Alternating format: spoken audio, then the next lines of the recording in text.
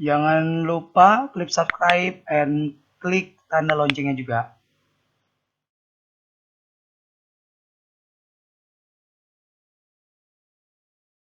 Auzubillahiminasyaitonirrajim. Bismillahirrahmanirrahim. Assalamualaikum warahmatullahi wabarakatuh. Alhamdulillahirabbil alamin. Wassalatu wassalamu ala asrofil anbiya'i wal mursalin wa ala alihi wa sahbihi ajma'in. Asyhadu an la ilaha illallah wa asyhadu anna Muhammadar Rasulullah. Allahumma salli ala Sayyidina Muhammad. Allahumma lakal hamdu wa ilaikal mustaka wa antal musta'an. La hawla wa la quwata illa billahil aliyyil azim. Puji syukur kita panjatkan kepada Allah Subhanahu wa taala. Alhamdulillahirabbil alamin. Allah masih memberikan kita satu nikmat yang sangat luar biasa sekali, yaitu nikmat iman, nikmat sehat, dan nikmat panjang umur, sehingga Allah bisa memberikan kita kesempatan untuk mendengarkan kajian pada malam hari ini. Alhamdulillahirabbil alamin.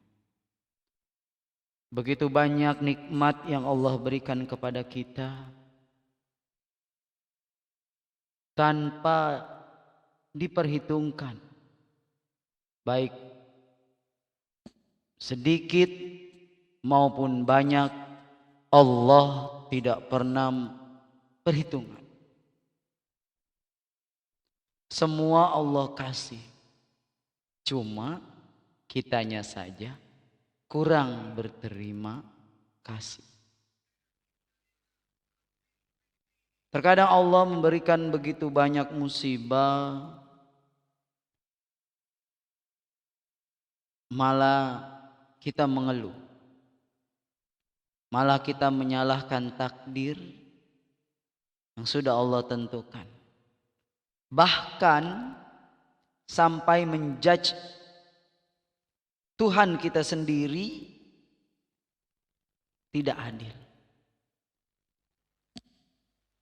Beginikah ungkapan terima kasih kita?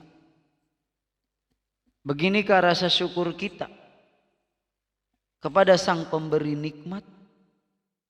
Coba kita renungkan, kita jadikan bahan refleksi ini. Selawat teriring salam marilah kita curahkan kepada junjungan kita baginda Nabi Muhammad sallallahu alaihi wasallam.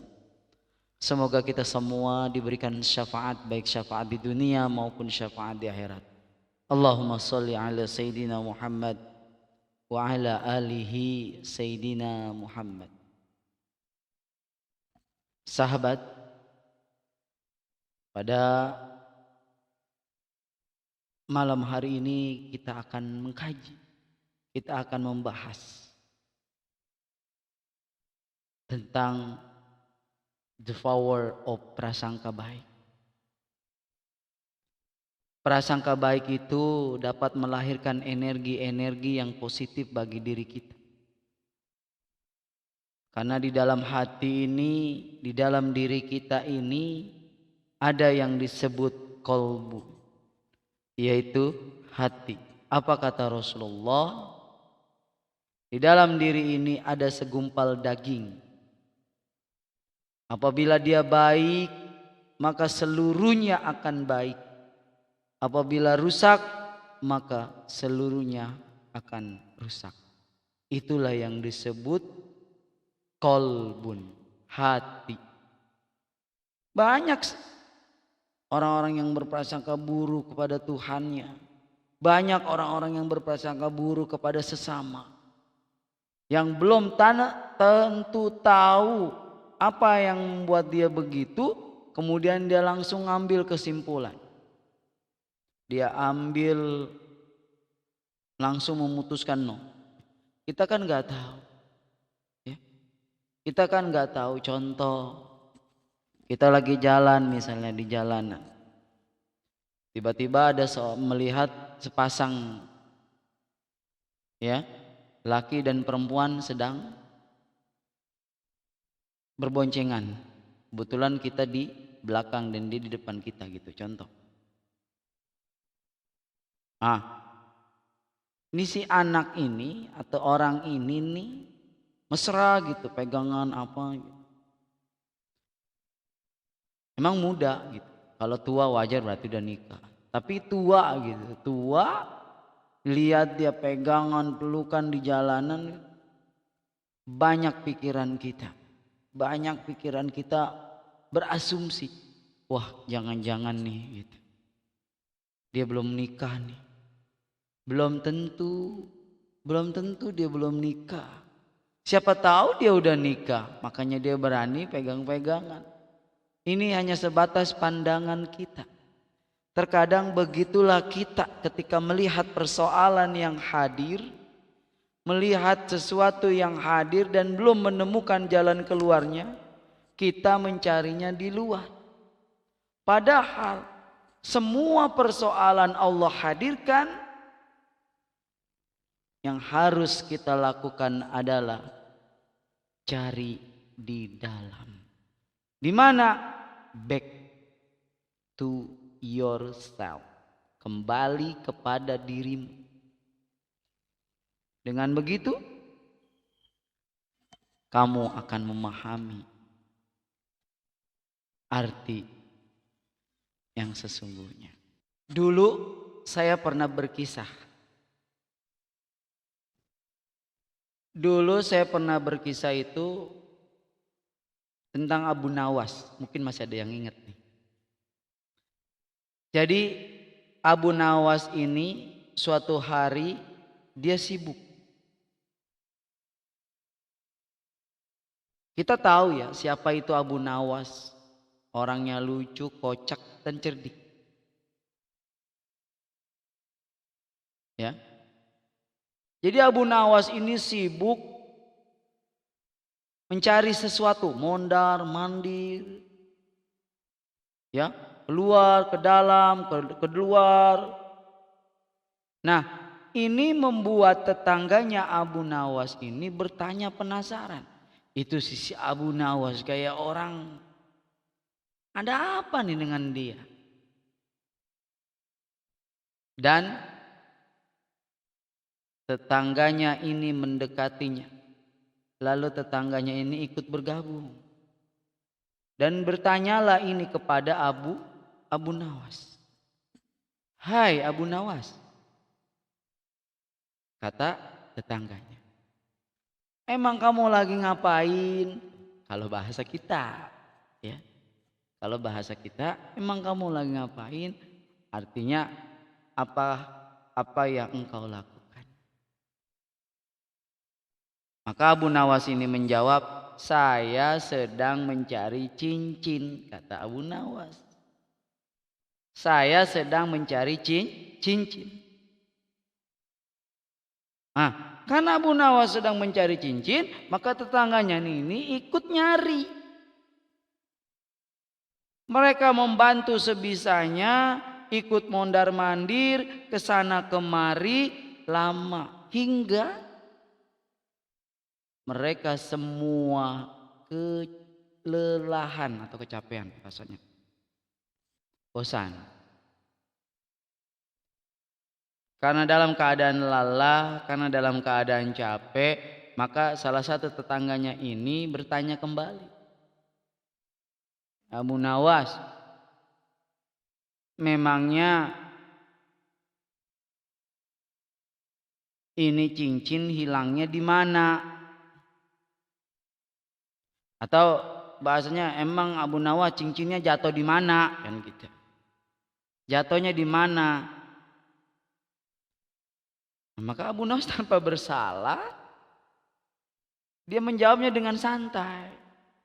Seingatku dulu, cincin itu jatuh di dalam rumahku. Mendengar jawaban Abu Nawas seperti itu, tetangganya pun langsung berhenti dari pencariannya. Sebagian ada yang emosi, marah-marah, wow, dan langsung pergi. Sedangkan sebagian lainnya masih ada di situ. Malah tetangganya ini bertanya kepada Abu Nawas, Abu Nawas, jika jatuhnya di dalam rumah, katanya, mengapa engkau mencarinya di luar rumah? Tuh kata tangganya. Maka Abu Nawas narik nafas. Apa jawaban Abu Nawas dengan cerdik? Dengan cerdasnya Abu Nawas ini menjawab, bukankah kita sering melakukan itu? Nggak paham, tetangganya nggak paham ucapan Abu Nawas. Bukankah kita sering melakukan itu? Sering kita mencari penyebab di luar, di atas berbagai persoalan yang kita hadapi. Terkadang nih ya, coba dah. Ketika kita mencari masalah ini, kita nyarinya keluar, bukan ke dalam. Ya. Bukan ke dalam tapi keluar, nyari solusi sana sini. Ya. Ini. Jadi seperti itu dia. Coba kalau kita analogikan ke contoh. Maksudnya apa gitu? Ya. Maksudnya apa? Kenapa kita sering melakukan ini? Kita sering mencari penyebab di luar atas berbagai persoalan yang kita hadapi.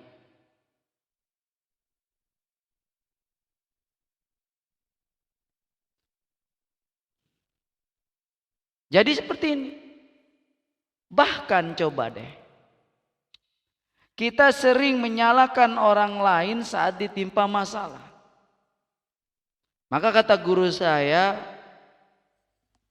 sebab sempitnya dada, ya artinya kita nggak bisa lapang dada. Sebab sempitnya dada ini yang selalu ngegeriuk di dalam dada ini, katanya yang pertama itu meratapi masa lalu. Apa maksudnya meratapi masa lalu? Kita sering menggunakan dua kata ini, yaitu seandainya saja.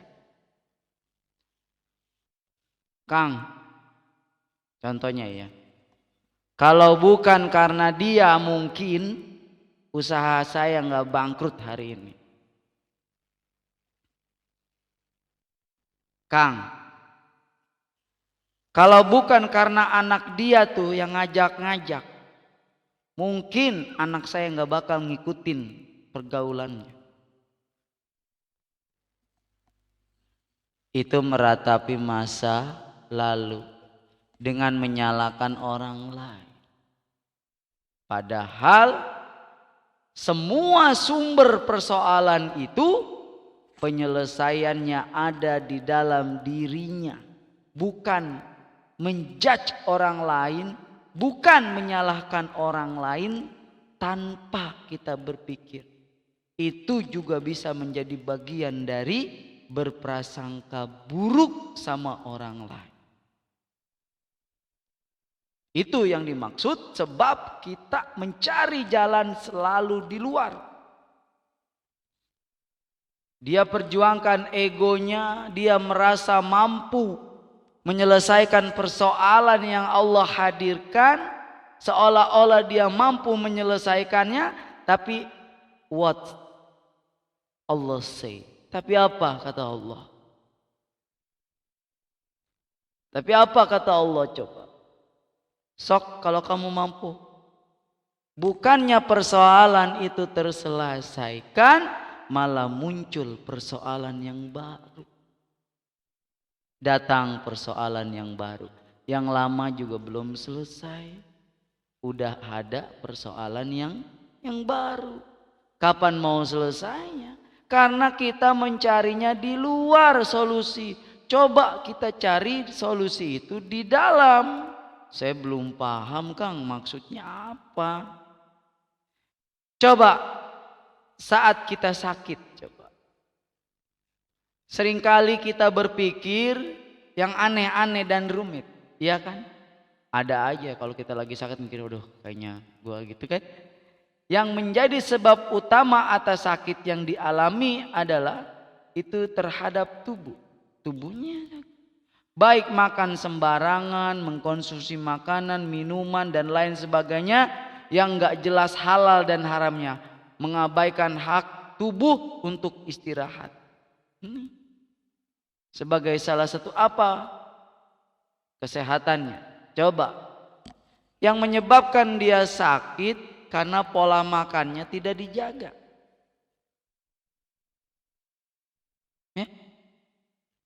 Itulah timbul. Rasulullah SAW aja ketika makan saat kamu lapar dan berhenti saat kamu kenyang. Kalau kita belum kenyang mah belum. Ya. Jadi seperti itu. Ini. Jadi kita mencari persoalan, kita mencari solusi di luar diri kita. Padahal persoalan itu jawabannya ada di dalam diri kita. Maka kenali diri kita. Coba kita pikirkan sebagai bahan refleksi malam ini. Coba. Ketika kita dihadapkan satu masalah, mungkin satu itu ujian. Kedua, bagaimana kita bisa menyelesaikan persoalan itu. Namanya anak kalau dikasih soal ulangan dia harus nyelesain dong. Iya kan? Enggak dijamin aja. Enggak begitu langsung jawab anak 5 dikurang sekian dan sekian. Jawabannya apa? Saya enggak pernah diajarin. Dijawab begitu.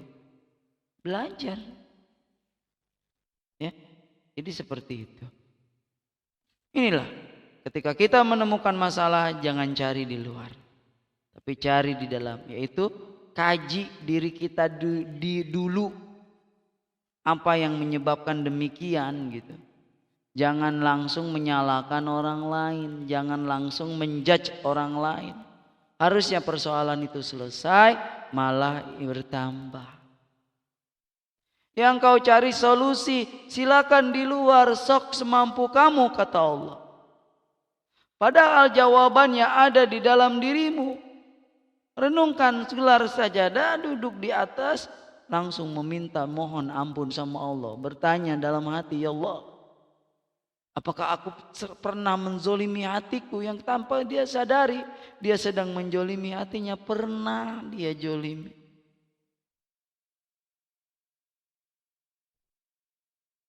Api itu tidak akan ada tanpa asap. Asap dulu baru ada api. Jadi kayak gitu. Ya, insyaallah.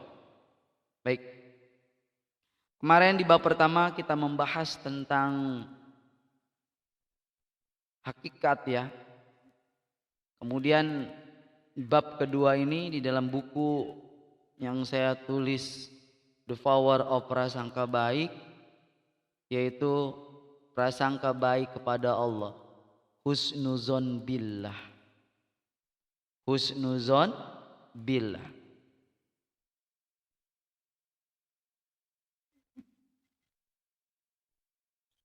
Maka ada satu kutipan. Aku tahu banyak hal yang terjadi setelah kamu lewati dalam hidup ini. Ada banyak suka duka benar yang pernah kita alami, banyak begitu hal. Ujian, cobaan. Mungkin juga ada banyak rasa syukur dan dusta, tapi percaya. Segala hal yang terjadi saat ini adalah pilihan yang paling terbaik di antara pilihan yang kamu sangka itu terbaik. Makanya berprasangka baik itu lebih baik. Makanya dibilang, apabila doaku dikabulkan oleh Allah, ya, maka aku akan bersyukur. Tapi ketika doaku tidak dikabulkan oleh Allah, maka aku akan sangat bersyukur. Kenapa? Karena pilihan pertama adalah atas keinginanku dan pilihan kedua atas keinginannya Allah. Which one we must follow? Mana yang harus kita ikutin? Kan gitu. prasangka baik kepada Allah, husnuzon billah. Hadis ini sering kita dengar sekali ya. Hadis Bukhari dan Muslim. Apa kata hadis ini? Diriwayatkan oleh Imam Bukhari dan Muslim. Rasulullah Shallallahu Alaihi Wasallam bersabda, Allah Subhanahu Wa Taala berfirman, Aku sesuai dengan prasangka hambaku kepadaku. Allah is simple. We are rumit. Kita yang rumit. Allah itu simple. Kata Allah apa? Aku sesuai dengan prasangka hambaku. Jika ia berprasangka baik, maka baginya kebaikan, kata Allah. Dan jika dia berprasangka buruk, maka baginya keburukan. Itu aja. Apa yang kita tanam, disitulah kita akan tuai. Ya. Apa yang kita lakukan, itulah yang akan kita terima. Karma, kata kita mau bahasa ininya ya, insyaallah. Maka makna dari hadis aku sesuai dengan prasangka hambaku, yang pertama adalah Allah memperlakukan hambanya dengan sesuai yang dia yakini. Sok kalau kamu nggak percaya padaku, sok kalau kamu nggak percaya adanya surga dan neraka, sok kamu nggak percaya adanya jalur langit, no problem. Yang kedua, husnuzon kepada Allah melahirkan harapan. Sedangkan suudzon menyebabkan kesempitan hati. Tinggal milih. Apa husnuzon atau suudzon. Ya itu. Masya Allah. Bukan hanya di hadis. Tentang berprasangka baik kepada Allah. Di surat Al-Qaf ayat 16 juga ada. Allah dekat dengan hambanya. Dan sungguh kami telah menciptakan manusia dan mengetahui apa yang dibisikkan oleh hatinya. Dan kami lebih dekat daripada urat leher.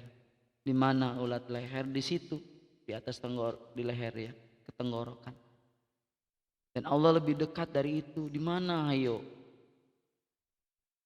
Ya, surat Al-Qaf ini menegaskan satu, Allah Maha mengetahui isi hati manusia. Tuh, percaya Allah tahu apa yang kita nggak tahu. Yang kedua, kita tidak bisa menyembunyikan prasangka ini terhadap Allah. Gak bisa. Di mana kita bisa bohong? Semua akan terekam. Kullu nafsin bima kasabat rahina. Setiap sesuatu itu akan ada pertanggungjawabannya. Makanya itu. Maka dari itu prasangka baik adalah bentuk kejujuran rohani kepada Rabb-nya. Ya. Maka Imam An-Nawawi berkata dalam Sahih Muslim, orang yang berprasangka baik kepada Allah akan diberi sesuai dengan harapannya selama ia berusaha untuk taat dan tidak menipu dirinya dengan maksiat. Itu kata Imam Nawawi. Ya, selama dia berprasangka baik, Allah akan memberikan sesuai dengan harapannya selama selama dia berusaha dan tidak menipu dirinya dengan kemaksiatan. Banyak diri kita tertipu. Ibnu Qayyim Az-Jauziyah menambahkan dalam Majirus Salikin, dalam kitabnya. Apa kata beliau? Ditulis di buku dalam kitab Madarijus Salikin. Prasangka baik kepada Allah. Prasangka baik kepada Allah tidak cukup dengan kata-kata, tapi harus dibuktikan dengan amal. Ya, jangan diem aja, tapi harus dibuktikan dengan amal. Ya, ini. Nah, bagaimana ketika kita harus mengaplikasikannya, harus menerapkan husnuzon kepada Allah Subhanahu wa Ta'ala. Yang pertama, coba saat doa belum dikabulkan, saat doa kita belum dikabulkan, ya, saat doa kita belum dikabulkan, Mungkin kekecewaan itu terjadi pada diri kita. Banyak orang yang kecewa saat doanya tak kunjung terwujud. Belum dikabulkan sampai hari ini. Saya belum dikasih jodoh, Kang. Saya udah berdoa siang malam, tahajud tidak pernah lewat, duha saya kerjakan. Tapi mana tuh doa saya belum dikabulkan? Apakah itu bentuk kekecewaan kita kepada Rabb kita? Kita harus berprasangka baik sama Allah. Nih yang pertama, kenapa doa kita belum terwujud? Kenapa doa kita belum dikabulkan? Yang pertama, bisa jadi Allah sedang menguji agar semakin dekat. Wahai Fulan bin Fulan, sekarang kamu aku uji ya. Kalau kamu mampu melewatinya, maka aku akan naikin derajatmu. Ya. Bisa jadi Allah sedang mengujinya agar apa dengan semakin dekat. Wahai Fulan bin Fulan, kata Allah, aku rindu tetesan air matamu yang memohon ampunan. Ya. Jadi kenapa doa kita belum dikabulkan? Satu, mungkin kita belum dekat sama Allah, masih jauh.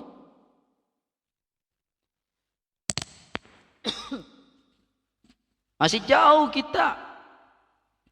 Makanya Allah deketin nih. Lah aku pengen ngadiain dia ujian nih. Fulan bin Fulan. Bek, ujian terjadi dalam rumah tangganya.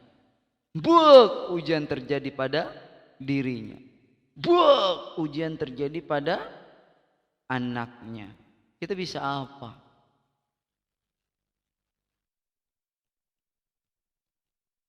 Makanya ketika ujian itu terjadi, kita jalani. Kita jalanin itu sebagai takdir terbaik dari Allah. Makanya ada satu pesan. Saya pernah baca tuh. Pesan ini bagus sekali. Ya, bagus sekali. Hadiah terbaik adalah apa yang kau miliki hari ini. Sedangkan takdir yang terbaik adalah apa yang sedang kamu jalani hari ini. Itu berprasangka baik aja. Itu yang pertama tadi ya. Bisa jadi Allah sedang menguji kita. Agar apa? Agar kita semakin dekat sama Allah. Yang kedua, bisa jadi Allah menggantikan dengan yang lebih baik. Ya. Seperti jodoh, kita udah pacaran 5 tahun, 10 tahun. Tapi nggak dikawin-kawin anak orang. Tahu-tahu, bek, apa? Putus. Dia nyalain Tuhan. Gara-gara ini gitu. Ya, insyaallah. Ya, enggak boleh gara-gara enggak boleh suzon. Husnuzon saja sama Allah. Ya, itu yang kedua. Yang ketiga, kalau memang belum dikabulkan, ini yang ketiga nih. Kita harus terima, mau tidak mau harus mau. Kenapa? Itu kita nggak bakal nerima mungkin ya.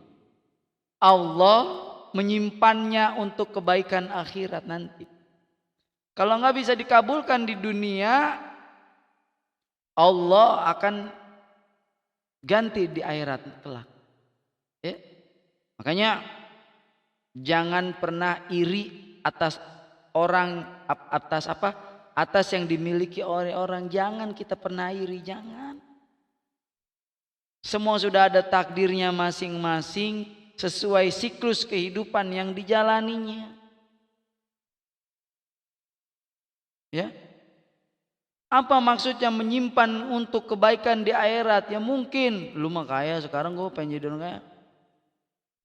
Enggak gitu konsep. Apa di dalam surat Al-Baqarah ayat 216? Boleh jadi kamu membenci sesuatu padahal itu baik bagimu. Dan boleh jadi kamu menyukai sesuatu padahal itu buruk bagimu. Itu aja. Ya, ini. Mengaplikasikan yang pertama, kenapa doa saya belum dikabul? Satu, Allah ingin nguji kita. Dua, mungkin Allah akan mengganti yang lebih baik. Ketiga, apa? Allah menyimpannya bekal akhirat kita nanti ketika amal-amal kita kurang. Nih, dibantu sama doa yang belum Allah kabulkan sampai hari ini. Jadi ketika doa kita belum dikabulkan, sahabat, nih, jangan menjudge Tuhan. Jangan berburuk sangka sama Tuhan. Ya, itu aja. Yang kedua, bagaimana mengaplikasikan husnuzon kepada Allah, yaitu saat terkena musibah atau ujian hidup.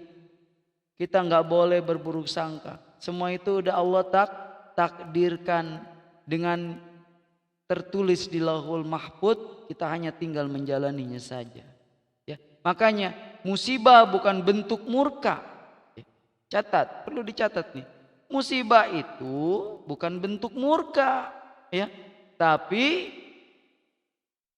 apa? Ujian keimanan buat kita. Yang pertama tuh, saat terkena musibah atau ujian hidup, maka di situ Allah akan memberikan kita sesuatu yang luar biasa ketika kita bisa melewati. Yaitu yang pertama, ujian keimanan. Seberapa kuat iman kita. Yang kedua, ketika kita diberikan musibah atau ujian, maka jadikan ini apa? Bentuk kasih sayang. Agar apa? Agar kita bisa kembali. Yang ketiga, ini yang ketiga. Saat terkena musibah atau ujian, maka cara Allah untuk membersihkan dosa-dosa dan menaikkan derajat kita. Jadi sabar. Ketika musibah datang atau ujian datang, tugas kita apa? Ya, harus bersabar. Kenapa? Allah akan membersihkan dosa-dosa kita dan Allah akan menaikkan derajat kita. Ketika kita apa? Lulus dari musibah, lulus dari ujian. Maka di dalam satu hadis Bukhari dan Muslim, tidaklah seorang muslim ditimpa kelelahan, penyakit, kesedihan apa? Kecuali itu menjadi penebus dosa-dosanya. Maka ketika kita kasih disakit, jangan ya Allah, kenapa saya begini amat ya Allah. Ya. Kita udah berprasangka buruk padahal kita nggak tahu ke depannya kan, siapa tahu kan gitu. Ya, tiba-tiba ketika Allah sudah bersihkan dosanya, maka apa? Allah akan naikkan derajatnya. Itu. Yang ketiga, tadi yang pertama apa? Yang pertama, saat doa kita belum dikabulkan. Yang kedua, saat terkena musibah atau ujian hidup. Yang ketiga, saat terjerumus dalam dosa dan ingin kembali. Ya. Husnudzon itu mendorong kita apa? Satu, tidak putus asa dari rahmat Allah. Kita nggak boleh putus asa. Apalagi lah terserah Allah lah, udah hidup miskin begini, ngeliat orang-orang yang kaya gitu, mengeluh itu mabuk. Jangan. Kita harus berprasangka baik sama Allah. Atas apa? Atas takdir yang Allah berikan gitu. Ya. Satu, ketika kita terjerumus dalam dosa dan ingin kembali bermaksiat, maka apa? Tidak putus asa dari rahmat Allah. Jangan putus asa. Yang kedua, terus beristighfar. Astagfirullahaladzim. Astagfirullahaladzim, astagfirullahaladzim. Itu. Yang ketiga, percaya bahwa Allah Maha menerima taubat. Allah mengampuni, enggak apa-apa. Maka di dalam hadis riwayat Muslim, sesungguhnya Allah membentangkan tangannya di malam hari agar orang yang bertaubat dosa itu di siang hari bertaubat. Sesungguhnya Allah membentangkan tangannya di malam hari agar orang yang berbuat dosa di siang hari bertaubat. Siang-siang harus bertaubat. Kayaknya terus Kang, apa hikmah yang kita bisa dapatkan dari berhusnuzon billah kepada Allah Subhanahu wa taala? Yang pertama, hikmahnya yaitu menumbuhkan harapan. Ini menumbuhkan harapan dan apa? Dan optimisme. Orang yang husnuzon kepada Allah akan memiliki ini nih. Yang pertama, harapan meski dalam kesempitan. Yang kedua, keyakinan bahwa Allah selalu merancang yang terbaik. Yang ketiga, jiwa yang kuat dan tidak mudah patah.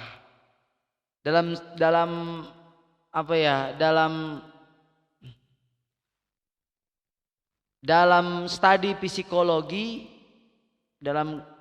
psikologi Islam menunjukkan bahwa sikap optimis spiritual, bahasa kerennya, sikap optimis spiritual itu husnuzon bila mampu, kata penelitian nih ya, mengurangi depresi dan meningkatkan makna hidup. Makanya jangan banyak pikiran. Yang berikutnya, yang kedua, hikmah dari husnuzon billah. Yang kedua adalah menjauhkan dari putus asa. Putus asa kenapa? Putus asa adalah sifat orang kafir.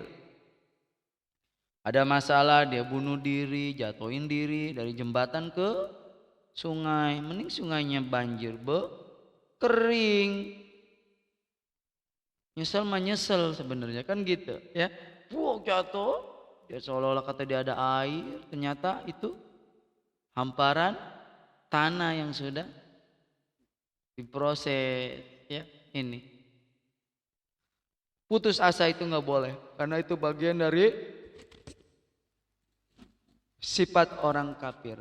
Yang pertama, merasa bahwa doanya sia-sia. Ngapain gua doa lah, doa gua nggak dikabulin sampai hari ini. Tuh, merasa bahwa doa sia-sia. Yang kedua, orang yang putus asa meninggalkan ibadah karena merasa tidak layak. Yang rajin ibadah ya tetap, apalagi gua. Udahlah, apain ibadah? Aku menggalai. Banyak anak ya. Jadi itu. Yang ketiga, menyalahkan takdir karena secara tidak profesional. Gara-gara takdir nih. Ya insya Allah. Makanya sebab sempitnya dada itu adalah meratapi masa lalu dan ingin berharap. Ya, jadi itu. Yang ketiga, menguatkan iman dan takwa. Hikmahnya nih, hikmah dari husnuzan billah, berprasangka baik kepada Allah. Yang pertama, husnuzan, mengokohkan iman bahwa apapun yang terjadi pasti mengandung hikmah. Kita sakit pasti ada hikmahnya, kita jatuh pasti ada hikmahnya, barang kita hilang pasti ada hikmahnya. Kita nggak mengambil dari hikmah yang diberikan oleh Allah. Yang kedua, membentuk sikap tawakal, menyerahkan urusan hanya kepada Allah setelah berikhtiar. Ya Allah, saya nyari tempat lagi. Jadi seperti itu, sikap tawakal, menyerahkan urusan kepada Allah. Aku serahkan semua urusan ini kepadamu ya Allah. Yang ketiga, menjauhkan dari keluh kesah yang berlebihan. Terkadang kita berkeluh kesah secara berlebihan. Ya. Nah, sebelum kita tutup kajian ini, ada sedikit refleksi. Ya, ada sedikit refleksi. Refleksi singkat. Coba jawab pertanyaannya. Apakah aku yakin bahwa Allah selalu mengatur yang terbaik untukku, bahkan ketika aku tidak memahaminya? Ya. Yang kedua, sudahkah aku memperbaiki prasangka kepada Allah saat doa tak hujung terkabul? Coba nih, nanya nih. Ini refleksi singkat. Yang pertama, coba cek sholat kita. Sudahkah aku memperbaiki perasaanku kepada Allah agar tidak doa kunjung terkabul? Tadi seperti saya bilang, menangan.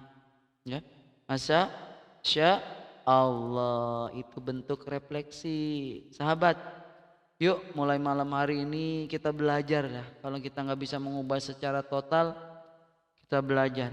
Kita belajar ya tentang makna berhusnuzon kepada Allah Subhanahu wa taala.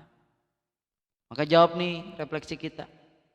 Apakah aku yakin bahwa Allah selalu mengatur yang terbaik untukku? Yakinin tadi habis diomong. Ya. Yang kedua, sudahkah aku memperbaiki perasaan kepada Allah saat doa tadi dikabulkan? Coba cek. Seperti itu, Masya Allah. Ya, jadi kajian kita pada malam hari ini adalah berprasangka baik kepada Allah. Husnuzon billah. Makanya kita doa. Sebelum itu ditutup ini ya, kita doa dulu. Mudah-mudahan pembelajaran hari ini mudah-mudahan ada manfaatnya. Dan kalau ada manfaatnya gitu ya, mudah-mudahan. Kayaknya terus support ya. Jadi seperti itu ya. Prasangka baik, yuk mulai malam hari ini apa yang menjadi takdir Allah, apa yang sudah Allah tetapkan dalam takdir ini, kita nggak harus mengeluh, jalani aja dulu ya. Jadi seperti itu. Yuk kita doa bareng-bareng, angkat tangan kita sambil berserah diri kepada Allah Subhanahu wa taala. Ya Allah, A'udzubillahi minasyaitonirrajim. Bismillahirrahmanirrahim. Allahumma lakal hamdu wa ilaikal mustaka wa antal musta'an. La haula wa la quwata illa billahil aliyyil azim. Astaghfirullahaladzim, astaghfirullahaladzim, astaghfirullahaladzim. Ya Allah, ya Hayyu, ya Qayyum, ya Azimu, ya Rabbal Alamin, ya Allah. Allahumma fir lana wa liwalidina warhamhuma kama rabbayana shaghira. Allahumma fir lana wa liwalidina warhamhuma kama rabbayani shaghira. Ya Allah, Allahumma aini ala zikrika wa syukrika wa husni ibadatik. Ya Allah,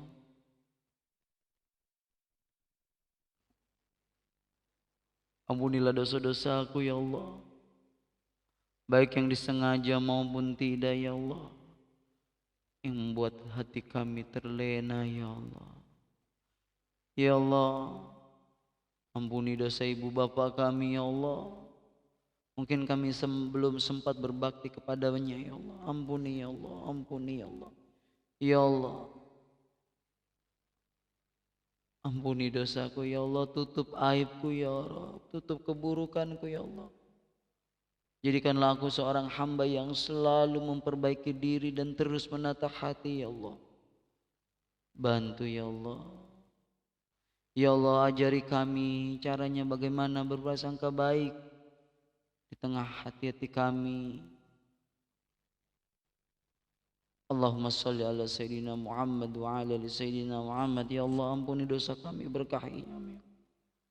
Rabbana atina fid dunya hasanah wa fil akhirati hasanah wa qina azabannar. Sallallahu alaihi wasallam. Alhamdulillahi rabbil alamin. Kabul. Al-Fatihah. A'udzubillahi minasyaitonir rajim. Bismillahirrahmanirrahim. Alhamdulillahi rabbil alamin. Arrahmanirrahim. Maliki yaumiddin. Iyyaka na'budu wa iyyaka nasta'in. Ihdinas siratal mustaqim.